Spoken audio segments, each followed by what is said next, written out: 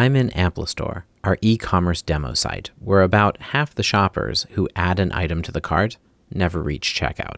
Rather than scroll through thousands of sessions, I ask Global Agent for the ones that matter.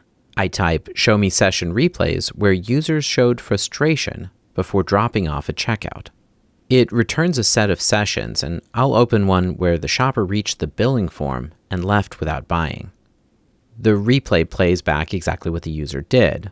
On the billing form, they click a control that doesn't respond, then rage click about 8 times in under 2 seconds, and then they abandon their purchase. The event timeline runs alongside the replay, and each frustration signal sits on it as a marker I can jump to. Watching one session by hand answered this case, but to catch the pattern across all of them, I turn to the session replay agent. I'll create a new agent. I give it the checkout funnel, a name, the context it needs, and I'll ask why users aren't completing the checkout. It will run once a week, but it runs its first session right away.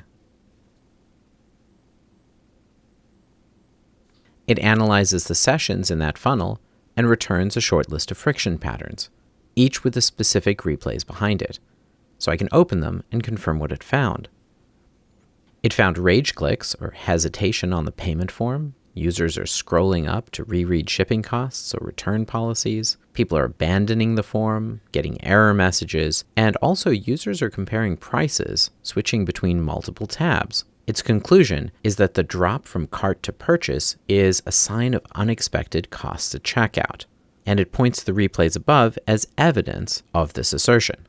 That's definitely a trend to look into.